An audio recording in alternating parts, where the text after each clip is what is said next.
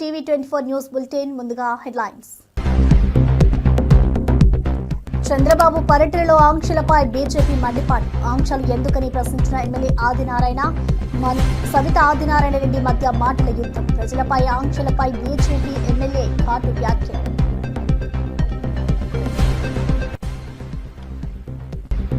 విజయవాడ కోర్టులో చెవిరెడ్డి హడావుడి కలకలం. దేవుడి మీద నమ్మకంతో న్యాయం జరుగుతుందని వ్యాఖ్య. నేనేమీ తప్పు చేయలేదు అన్న చెవిరెడ్డి. స్పందన. కోర్టు వద్ద చేతులది దండం పెట్టిన చెవిరెడ్డి.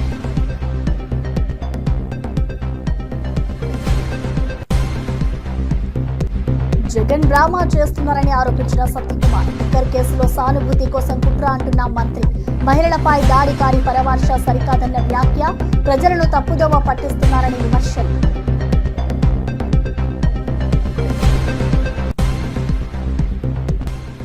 బనకచెర్లపై కేంద్రం స్పందించదా అన్న బీఆర్ఎస్ ఎమ్మెల్యే.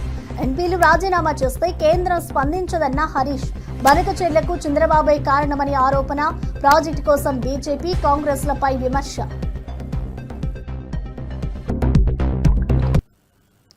ఇక అనపర్తిలో ఎన్టీఆర్ విగ్రహ ఆవిష్కరణ వేడుకలు. తూర్పుగోదావరి జిల్లా అనపర్తి మండలంలోని దుప్పలపూడి గ్రామంలో టీడీపీ నేతలు ఘనంగా విగ్రహావిష్కరణ కార్యక్రమం నిర్వహించారు. నందమూరి తారక రామారావు, నల్లమిల్లి మూలారెడ్డి విగ్రహాలను ఆవిష్కరించారు.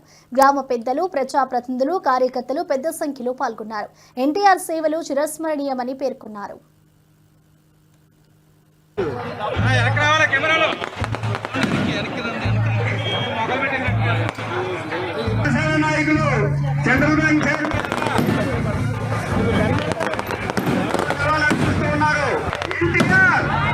పెద్దలంతా మూలానికి ఆవిష్కరణ చేస్తూ ఉన్నారు.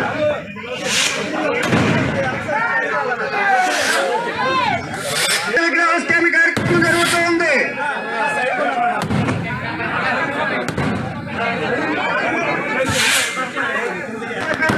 రామకృష్ణారెడ్డి గారు తెలుగుదేశం పార్టీ మనోజ్ బాబు ఆధ్వర్యంలో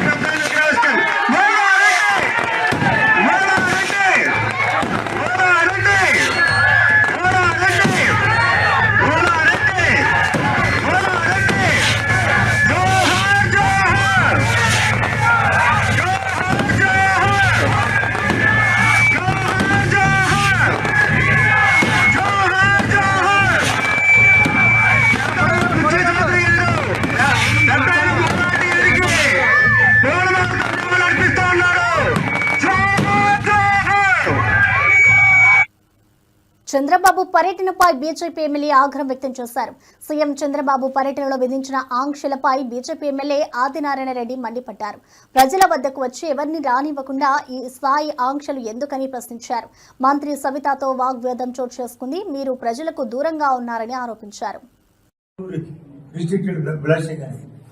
ఇది ఇక్కడ రిస్ట్రిక్టెడ్ బ్లాస్టింగ్ జరుగుతుంది కాబట్టి ఈ విధానం వాళ్ళ యొక్క ఆలోచన ఏ విధంగా ఉంది. కానీ ప్రజలకు స్వేచ్ఛగా వాళ్ళకు వచ్చిన వదలాలి. ముఖ్యమంత్రి గారు రావడం అదృష్టం కాబట్టి ఆయన ఏదన్నా అడిగేదానికోసమో, ఆయన స్పీచ్ వినడానికి కోసమో, రేపు భవిష్యత్తు ఎట్లా ఉంటుందో చెప్పడానికి. కాబట్టి నేను మంత్రి గారిని ఇద్దరిని కోరేది ఆ రిస్ట్రిక్షన్ ఇన్స్ట్రక్షన్ కాదు, రిస్ట్రిక్షన్ పెట్టారు.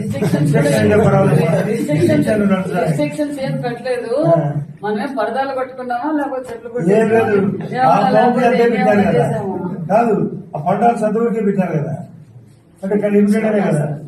ఎందుకు పబ్లిక్ మీటింగ్ కాకపోయినా ప్రజలకు స్వేచ్ఛా వాతావరణంలో ఒక గౌరవ ముఖ్యమంత్రి గారు వచ్చినప్పుడు, మంత్రులు వచ్చినప్పుడు పరిస్థితులు బట్టి అందులో స్వేచ్ఛగా పరిగెత్తాలి పరిస్థితి.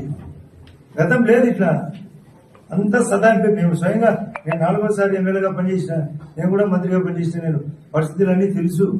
ఇక్కడ ఈ దరిద్రమైన పాలన పోయింది, ఒరిజినల్ పాలన వచ్చింది. కాబట్టి దీనికి మన ఆలోచన ప్రకారం వాళ్ళందరినీ రేపు స్వేచ్ఛగా వదిలేదానికి ఇన్స్ట్రక్షన్స్, రిస్ట్రిక్షన్స్ లేకుండా పరిగెత్తేయాలని మీ అందరి తరఫున కోరుతాను. ఏపీ లిక్కర్ స్కామ్ కేసులో రాజమండ్రి సెంట్రల్ జైల్లో రిమాండ్లో ఉన్న వైసీపీ ఎంపీ మిథున్ రెడ్డిని పోలీసులు విజయవాడ ఏసీబీ కోర్టుకు తరలించారు.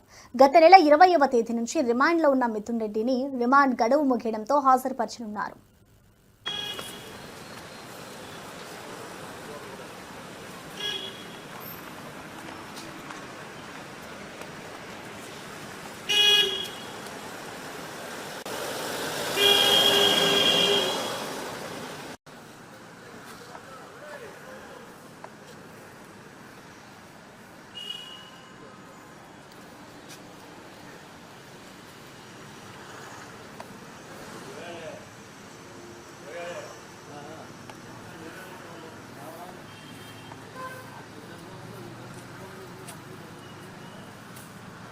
ఎక్కడప్ప ఈ బండిలో ఉన్నాడు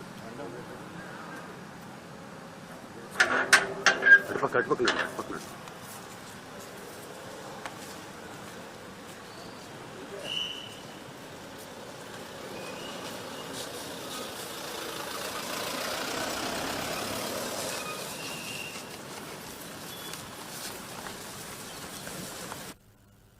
మాజీ సీఎం జగన్ ను మంచి బాలుడు అంటూ సోమిరెడ్డి వ్యాఖ్యానించారు. జైల్లో ఉన్న ప్రసన్నను పరామర్శించేందుకు వచ్చిన నేతను ప్రశ్నించారు. సభకు వచ్చావా పరామర్శక అంటూ ఘాటుగా అడిగారు. వైసీపీపై ఆయన విమర్శలు చేశారు. నీకొక విలువలంటే స్పెల్లింగ్ తెలియదు జగన్మోహన్ రెడ్డి, నీకు విలువలంటే తెలియదు నీకు. అందుకని 5 ఏళ్ళు రాష్ట్రాన్ని సర్వనాశనం చేసి ఇప్పుడు మాకు నీతులు చెప్తున్నావు. ఇప్పుడు పవర్ పోయి 11 సీట్లు ఇచ్చిన తర్వాత 11 రెడ్డిగా మారిపోయిన తర్వాత ఇప్పుడు మాట్లాడుతున్నావు. నువ్వు ఏం మాట్లాడుతున్నావు? నరకుతారు, రప్ప నరకుతారు, ఏమవుద్దే నన్ను మాట్లాడినోడివి నువ్వు. ఒక మాజీ ముఖ్యమంత్రివి, సిగ్గుతో తలదించుకోవాలి. కానీ ఇప్పుడు మొన్న ఆ రెంటపాడు ఏదో పోయినప్పుడు 3 చచ్చిపోయినారు. అటువంటి జరగకూడదని ఈరోజు అంటే నీకు నీ వెనకుండే గ్యాంగ్కి ఉండే అలవాటు తెలుసు కాబట్టి శాంతి భద్రతల కోసం, ప్రజల ప్రాణాలు రక్షణించే దానికోసం పర్ఫెక్ట్ గా ఎంత పర్మిషన్ ఇచ్చారో దాని ప్రకారం నడవాలని పోలీస్ యంత్రాంగం ప్రయత్నం చేయటం తప్ప అని అడుగుతుందా? తప్ప? దానికేంది నిన్ను చూసి భయపడేది? నువ్వు 1000 మందిని టార్గెట్ పెట్టారు, ఎంత ఏడ్చినారు అక్కడ? నేను పిలుస్తా గంటలో, నువ్వు 1000-2000 కోసం పెద్ద మురిసిపోతున్నావు. అవసరమా? ఒక ఇద్దరిని పరామర్శించేదానికి రోడ్డు మీద ర్యాలీ చేసుకుంటావా? చంద్రబాబు నేతృత్వంలో నీటి నిర్వహణపై సమీక్షా సమావేశం జరిగింది. నీటి పారుదల శాఖ మంత్రి నిమ్మల రామానాయుడు, ఉన్నతాధికారులు పాల్గొన్నారు. నీటి వనరుల వినియోగంపై సమీక్ష చేశారు. సాగునీటి ప్రాధాన్యం గురించి చర్చించారు.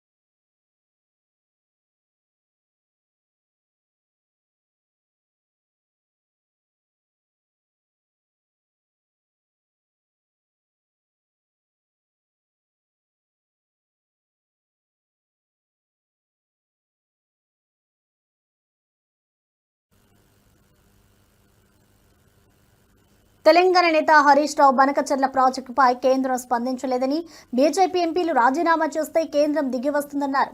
పార్లమెంట్ను కాంగ్రెస్ ఎంపీలు అడ్డుకుంటే ప్రాజెక్టు ఆగిపోతుందన్నారు. చంద్రబాబు వల్లే ప్రాజెక్టు నత్తనడకన నడుస్తోందన్నారు.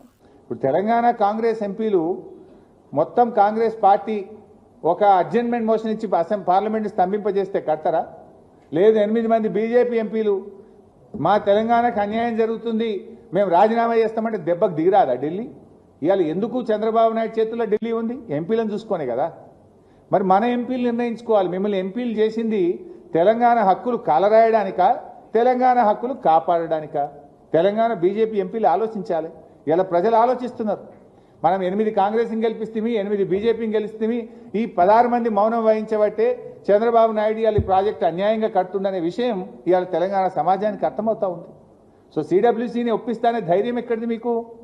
ఎంపీలు నీ చేతులున్నారు కనుక, ఢిల్లీ నీ చేతులు ఉంది కనుక, కేంద్ర ప్రభుత్వం నీ చెప్పు చేతుల్లో ఉంది కనుక నేను ఒప్పిస్తా అనుకుంటున్నావు. కానీ మాకు కూడా రాజ్యాంగం ఉన్నది, ఈ దేశానికి ఒక రాజ్యాంగం ఉన్నది, ఈ దేశంలో ఒక సుప్రీంకోర్టు ఉన్నది. హక్కులను కాపాడడానికి సర్వోన్నత న్యాయస్థానం మీద మాకు నమ్మకం ఉన్నది. అవసరమైతే సర్వోన్నత న్యాయస్థానానికి వెళ్తాం, మా రాష్ట్ర హక్కులను మేము కాపాడతాం.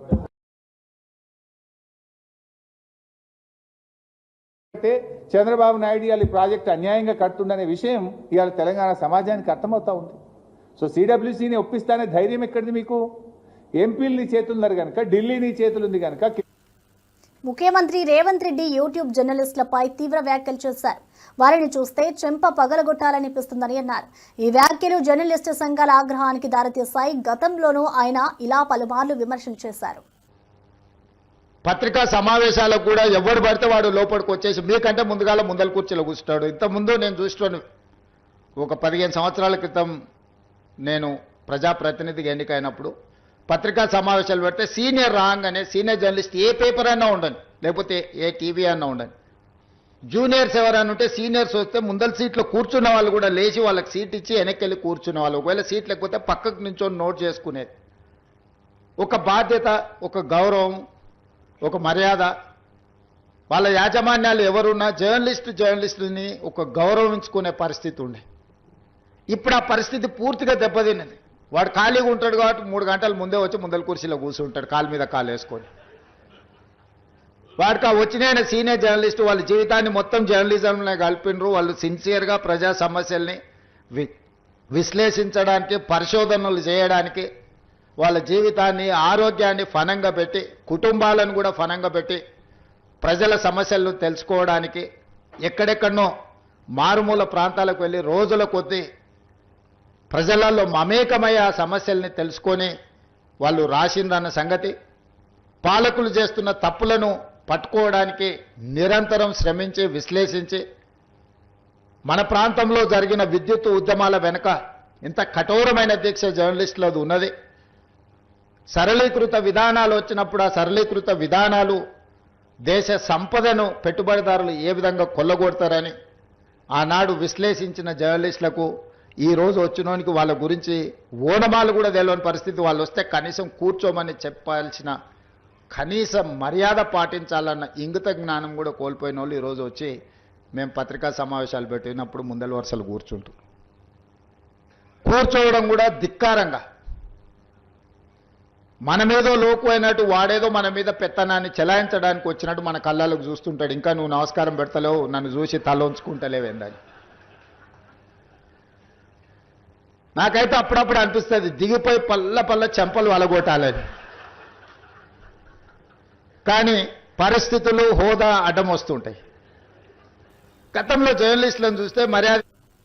నెల్లూరులో వైఎస్ జగన్ పర్యటనపై 3 కేసులు నమోదు చేయడాన్ని టీడీపీ ఖండించింది. జగన్ ప్రజల్లో తిరుగుతుండడాన్ని ఓర్వలేకే కేసులు పెడుతున్నారని ఆరోపించారు. కూటమి ప్రభుత్వం పులివెందుల ఎమ్మెల్యేలనంటూ అవహేళన చేస్తుందని విమర్శించారు.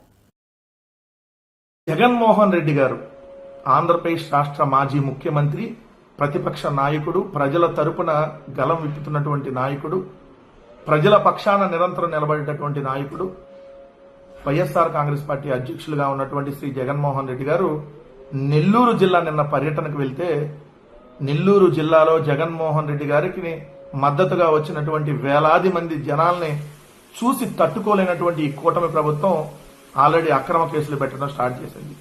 నిన్న నెల్లూరు జిల్లా పర్యటన మీద మాజీ ఎమ్మెల్యేగా ఉన్నటువంటి ప్రసన్న కుమార్ రెడ్డి గారితో పాటు మరికొందరి మీద నిన్న కేసులు నమోదు చేసింది. 3 కేసులు అప్పుడే నిన్న నెల్లూరు పర్యటన మీద నమోదు చేయడం జరిగింది.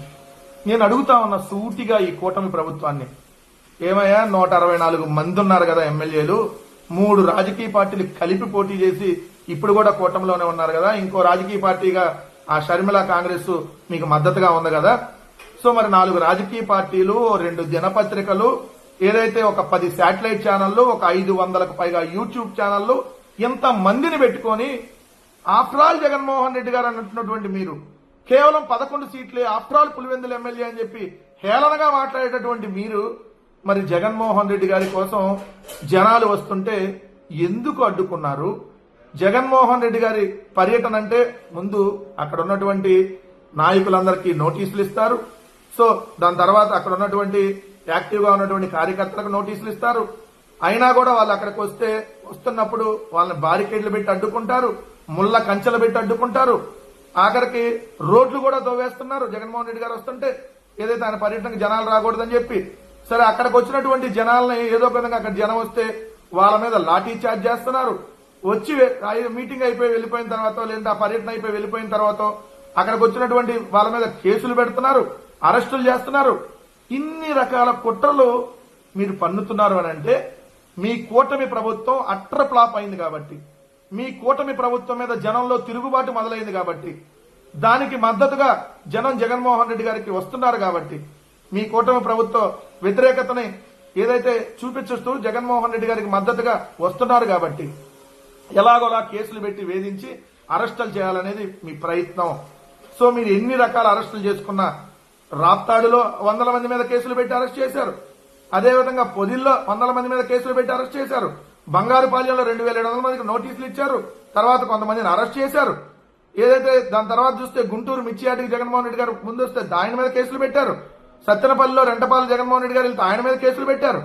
ఇప్పుడు నెల్లూరు వెళ్తే నెల్లూరులో కూడా ఏదైతే 3 కేసులు ఆల్రెడీ నమోదు చేయడం జరిగింది, ప్రసన్న కుమార్ రెడ్డి ఎక్స్ఎమ్మెల్యేతో పాటు మరి కొంతమంది మీద. అంటే ఈ రాష్ట్రంలో ప్రకటిత ఎమర్జెన్సీ నడుస్తుంది. ఎమర్జెన్సీ రోజుల కంటే దారుణమైనటువంటి పరిస్థితులు ఓపెన్ గానే ఇదిగోండి మేము ఎమర్జెన్సీని పెడుతున్నామని చెప్పి చూపిస్తున్నటువంటి పరిస్థితులు నడుస్తా ఉన్నాయి.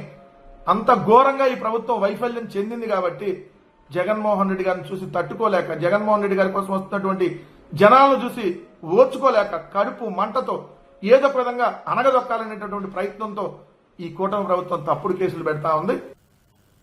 తన ఆస్తుల విలువ 1000 కోట్లు అన్న ఆరోపణలపై అనిల్ కుమార్ యాదవ్ స్పందించారు. నిజంగా అలా అయితే 950 కోట్లు అమరావతి అభివృద్ధికి విరాళంగా ఇస్తానని అన్నారు.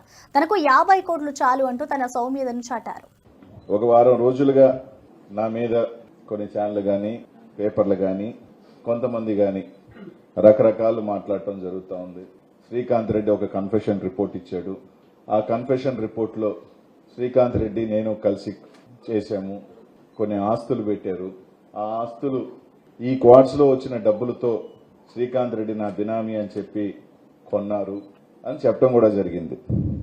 నిజంగా పోలీసులు కానీ లేకపోతే ఆ ఇన్ఫర్మేషన్ ఇచ్చిన పాపం ఆ పోలీసులకు ఇన్ఫర్మేషన్ ఇచ్చిన నాయకులకు కానీ ఒక కన్ఫెషన్ రిపోర్ట్ రాయించేటప్పుడు కన్ఫెషన్ రిపోర్ట్ ఇచ్చి బలవంతంగా సంతకం జడ్జి ముందు కూడా చెప్పడం జరిగింది, ఏ విధంగా సంతకం పెట్టి రాయించేటప్పుడు కనీసం నిజాలు లేదంటే వాస్తవానికి దగ్గరగా అయినా ఒక రిపోర్ట్ రాయించాలి. రెండోది శ్రీకాంత్ రెడ్డికి సంబంధించిన 3 ఆస్తులు రాశారు. హైదరాబాద్, నాయుడుపేట, గూడూరుకి సంబంధించి నా బినామీ అని రాస్తూనే ఉన్నారు. పాపం ఈ క్వార్ట్స్ డబ్బులు తీసుకుని వచ్చి పెట్టాడంట. సరే 2023 ఆగస్టులో నుంచి క్వార్ట్స్ మొదలు పెట్టారు, 7 నుంచి డబ్బులు అన్నారు. కానీ వాళ్ళు పాపం కనీసం డేటానా సరిగ్గా తెచ్చుకోవాలి. మైన్ లో నుంచి మెటీరియల్ ఎత్తారు, ఏ మైన్స్ లో బ్లాస్టింగ్ జరిగింది, ఏ మైన్స్ లో నుంచి ఎక్స్పోర్ట్ వెళ్ళింది, ఎవరికి ఇచ్చారు అన్నది ఈ రోజు దాకా ఎంక్వైరీ చేద్దాం రండి. నేనే అడుగుతున్నాగా రండి. అసలు 2022 నుంచి ఈ గంట దాకా ఈ రోజు దాకా దాన్ని కూడా మీరు చెప్తున్నారు కదా తొందరలోనే.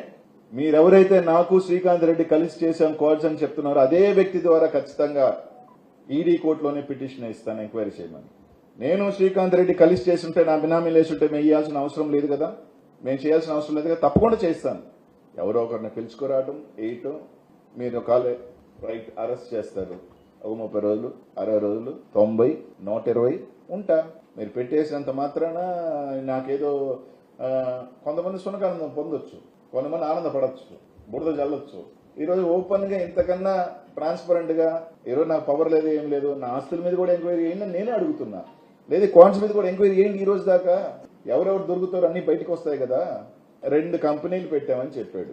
ఒకటి ఆయన, రెండోది నీ బినామీయా, అంతే కదా. నీ కింద ఉన్న నీ ఇంట్లో ఉన్న వ్యక్తి పేరు మీద ఇంకో కంపెనీ పెట్టామంటే అది నీ బినామీయే కదా. నేను 20,000 చేశాను, సంవత్సరం అంతా 1,00,000 చేసింది. పోయిన సంవత్సరం 9 లక్షలు, సరే 9, 6 దాని మీద నేను డిబేట్ కూడా పెట్టదలుచుకోవట్లా. 9 లక్షలు పోయిందా, 6 లక్షలు పోయిందా, ఎంత పోయిందో నేను డిబేట్ పెట్టుకోవట్లా. మేము 20,000 చేశాం, 1,00,000 టన్నులు పోయింది ఈ సంవత్సరం. 1,00,000 టన్నులు పోతే కొరవ 90 మంది చేశారని ఏదో మాట్లాడాడు. అన్న 6 లక్షలు 9 లక్షలు ఎంతమంది చేశారు? వైసీపీ నేత చెవిరెడ్డి భాస్కర్ రెడ్డి విజయవాడ కోర్టు ప్రాంగణంలో హడావుడి చేశారు. పోలీసు వ్యాన్ దిగగానే 2 చేతులతో దండం పెట్టారు. నేనేమీ తప్పు చేయలేదు, న్యాయం జరుగుతుందని ఆశిస్తున్నానని అన్నారు. దేవుడిపై నమ్మకాన్ని వ్యక్తం చేశారు.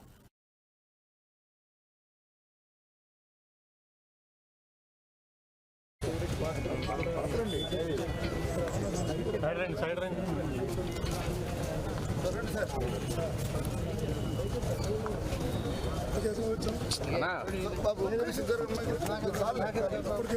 బాబు ఆలస్యమైన న్యాయం గెలుస్తుంది మన చాకరమైన ఏ తప్పు మా తమ్ముడు లిక్కర్ని ద్వేషించేవాడిని, లిక్కర్కి వ్యతిరేకంగా పెరిగిన వాడిని ఏమంటారు ఎదుర్కోవడానికి సిద్ధంగా ఉన్నాము.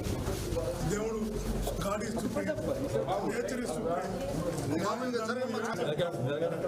ఎదుర్కొంటా ధైర్యంగా ఎదుర్కొంటా, ధైర్యంగా ఎదుర్కొంటా.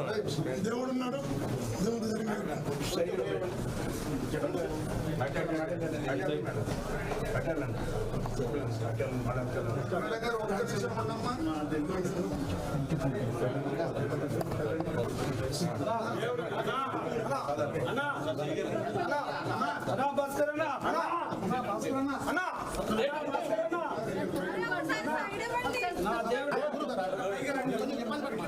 దేవుడు మన పక్షాన ఉన్నారన్నా. సానుభూతి కోసం డ్రామా. మంత్రి లిక్కర్ కేసులో జగన్ అరెస్ట్ అయితే సానుభూతి వస్తుందన్న ప్లాన్తో డ్రామా చేస్తున్నారని మంత్రి సత్యకుమార్ ఆరోపించారు. మహిళలపై దాడి చేసిన వ్యక్తిని పరామర్శించడం సరికాదన్నారు. ప్రజలను తప్పుదోవ పట్టిస్తున్నారని విమర్శించారు. అన్నీ కూడా ఎటువైపు తీసుకున్నాయి, వేళ్ళన్నీ కూడా ఒక చోటే చూపిస్తున్నాయి. బిగ్ బాస్ వైపు చూపిస్తున్నాయి, ప్యాలెస్ వైపు చూపిస్తున్నాయి. దాంట్లో భాగంగానే ఇవాళ పరామర్శకు వెళ్తూ నాకు ఒక్కటే అర్థం కాని విషయం ఏంటంటే, పరామర్శకు ఎవరైనా ఇబ్బందుల్లో ఉన్న వాళ్ళని వెళ్తాం, దౌర్జన్యాలు చేసి జైల్లో ఉన్న వాళ్ళని, కబ్జాలు చేసిన వాళ్ళని, లేకుంటే మహిళల్ని చాలా అమానవీయంగా దూషించిన వాళ్ళని పరామర్శకు వెళ్తున్నాడంటే అటు నేను గత మాజీ ముఖ్యమంత్రి ఏ రకమైన ఆలోచన ధోరణిలో ఉన్నారో మనకు అర్థమవుతా ఉంది. పైగా ఆయన 6 సార్లు ఎమ్మెల్యేగా ఉన్నారు, ఆయన అరెస్ట్ చేస్తారా? లేదా 5 సార్లు ఎమ్మెల్యేగా ఉన్నారు, అరెస్ట్ చేస్తారా? గతంలో మంత్రిగా పనిచేశారు, అరెస్ట్ చేస్తారా అని ఒక వితండవాదం చేస్తున్నారు. మీరు తప్పులు చేసి, కబ్జాలు చేసి, దౌర్జన్యాలు చేసి, మారణోమాలు సృష్టించి, భౌతిక దాడులకు పాల్పడితే దానికి 6 సంవత్సరాలు ఎమ్మెల్యే ఉంటే ఏమి, 6 సార్లు ఎమ్మెల్యే ఉంటే ఏమి? ఎవరైనా నేరస్తుడే చట్టం దృష్టిలో. తద్వారా ఆయన ఏం చెప్పి సమాజానికి మెసేజ్ ఇస్తున్నాడంటే, ఇన్ని సంవత్సరాలు ఎమ్మెల్యేలుగా ప్రజాప్రతినిధులుగా ఉంటే వాళ్ళని అరెస్ట్ చేయకూడదని ఒక కొత్త వాదన తీసుకొచ్చారు. అటువంటిది ఏం లేదు. ఆయన గతంలో ముఖ్యమంత్రులు చేసిన మధు కోడాలు జైలుకి వెళ్ళారు, మీరు కూడా ఎంపీగా ఉండి జైలుకి వెళ్ళారన్న విషయాన్ని ఒకసారి గుర్తుపెట్టుకోవాలా. అదే సమయంలో మరి ఇటువంటి వితండవాదం చేస్తున్న మీరు పవన్ కళ్యాణ్ గారిని ఏ రకంగా ఇబ్బంది పెట్టారు గుర్తులేదా? ఏ రకంగా 53 రోజుల పాటు ముఖ్యమంత్రి, 14 సంవత్సరాల పాటు ముఖ్యమంత్రిగా పనిచేసిన చంద్రబాబు నాయుడు గారిని 9 సార్లు ఎమ్మెల్యేగా గెలిచిన అకారణంగా ఎటువంటి ఆధారాలు లేకుండా అరెస్ట్ చేయలేదా? అచ్చెన్నాయుడు గారిని భౌతికంగా వారి మీద దాడులు పాల్పడలేదా? కుల్లు రవీంద్ర గారిని జైల్లో పెట్టలేదా? లేకపోతే ధూళిపల్ల నరేంద్ర గారిని పెట్టలేదు? ఎవరిని పెట్టలేదు చెప్పండి? ఎవరి మీద దాడులు చేయలేదు చెప్పండి? ఏంటంటే ఇవన్నీ దారులు తన వైపే వస్తున్నాయి. ఈ మద్యం కేసులో తన వైపు వస్తుంది, తను ఎక్కడ అరెస్ట్ అవుతానన్న భయంతో ఈ రకంగా జగన్మోహన్ రెడ్డి గారు వితండవాదం చేస్తూ ప్రజల్ని ఒక కన్ఫ్యూజన్లోకి నెట్టేసే ప్రయత్నం చేసి తద్వారా ఏమైనా సానుభూతి లభిస్తుందేమో అని చూశారు. కొన్ని వేల మంది ప్రాణాలతో మీ మద్యం కోసం, మీ ధనార్జన కోసం మీరు చేసిన ఈ అన్నవరం ఆగమ పాఠశాలలో చదువుతున్న విద్యార్థులు అస్వస్థతకు గురయ్యారు. వీరిని ఆసుపత్రికి తరలించి చికిత్స అందిస్తున్నారు. దేవాదాయ శాఖ కమిషనర్ రామచంద్ర మోహన్ విద్యార్థులను పరామర్శించారు. వారి ఆరోగ్య పరిస్థితిని అడిగి తెలుసుకున్నారు. వంట చేసే విధానం, తీసుకుంటున్న జాగ్రత్తలు, అంటే ఇప్పుడు సీజన్ కనుక ఈ వర్షాకాలం అంతా కూడా కొంచెం ఈ డయేరియా అది వచ్చే అవకాశం ఎక్కువ ఉంటుంది కనుక అక్కడ ప్రికాషన్స్ గురించి కూడా సూచనలు ఇవ్వడం కోసం నేను రావడం జరిగింది.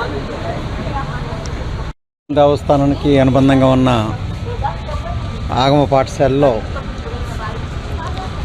విద్యార్థులు కొంతమందికి మొన్న ఆఫ్టర్నూన్ నుంచి కూడా విరోచనాలు, దాంతోపాటుగా కొద్దిమందికి వాంతులు కూడా రావటం గమనించారు.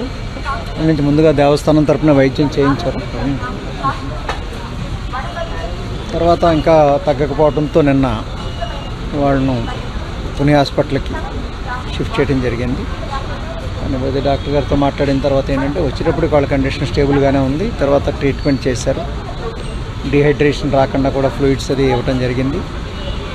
ఇప్పుడు అందరి పరిస్థితి కూడా బాగానే సేఫ్గానే ఉంది.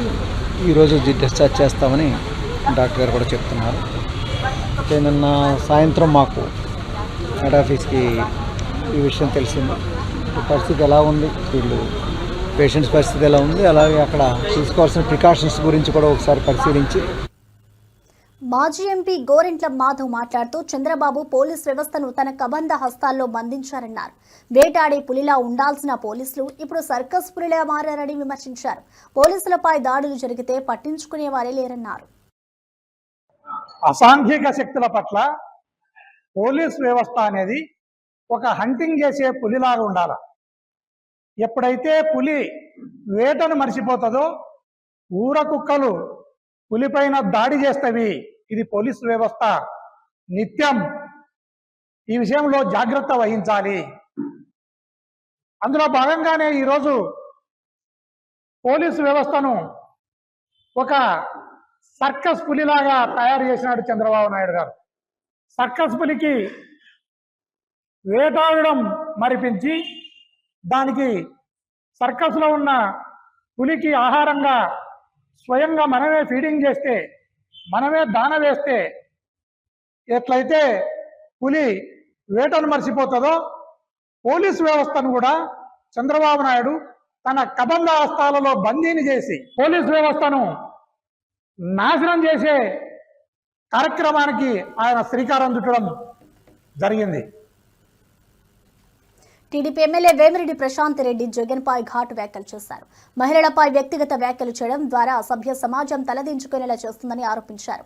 ఓదార్పు పేరుతో ఓ అభద్రతని చాటుతున్నారని మండిపడ్డారు. నువ్వు ఇక్కడ గ్రావెల్ ఎత్తావమ్మా, నువ్వు ఇక్కడ మట్టెత్తావమ్మా, ఇసుకెత్తావమ్మా, నువ్వు మాట్లాడాలి. దీన్ని రాజకీయ విమర్శలు అంటారు. విమర్శలకి ప్రతి విమర్శలు అంటారు. అంతేగాని నేను నిన్ను రాజకీయంగా విమర్శిస్తే నువ్వు నా వ్యక్తిగత హననం చేశావు. అసలు నీకేం హక్కు ఉందని ఒక మహిళ గురించి మాట్లాడడానికి సభ్య సమాజం తలదించుకునేలాగా 10 మందిని వేసుకొని నువ్వు ఎలా మాట్లాడగలవు? నువ్వు మాట్లాడిన దానికి ఈ రోజు జగన్మోహన్ రెడ్డి గారు వచ్చి నిన్ను పరామర్శించడం అనేది సభ్య సమాజం మరోసారి తలదించుకుంటుంది మిమ్మల్ని అందరినీ చూసి. ఇలాంటి వైఎస్ఆర్సీపీ పార్టీనా, ఇలాంటి నాయకులనా మనం 5 సంవత్సరాలు వీళ్ళకా పట్టం కట్టింది అని చెప్పి ఆలోచిస్తున్నారు ప్రతి ప్రజలు. ఈ రోజు దేనికి మీ ఓదార్పు యాత్రలు? ఎవరిని పరామర్శించడానికి మీ ఓదార్పు యాత్రలు? ఇలాంటి వాళ్ళని పరామర్శించడానికా? వాళ్ళకి మీరు చెప్పినట్టే వాళ్ళకి అమ్ముంది, వాళ్ళకి భార్య ఉంది, వాళ్ళకి చెల్లెళ్ళు ఉన్నారు, అక్కలు చెల్లెళ్ళు ఉన్నారు, అందరూ ఉన్నారు. వాళ్ళ అక్కలు చెల్లెళ్ళే రాజకీయంలోకి వచ్చుంటే, వాళ్ళ అమ్మే రాజకీయంలోకి వచ్చుంటే, వాళ్ళ భార్య రాజకీయంలోకి వచ్చుంటే ఎవరైనా ఇలా విమర్శిస్తే మీరు గమ్ముకుంటారా? మీరు ఎంత దిగజారుడుతనం మీద ఉందంటే ఈ మాటలు మీరు మాట్లాడింది. ఇక మరిన్ని అప్డేట్స్ కోసం చూస్తూనే ఉండండి టీవీ 24 న్యూస్.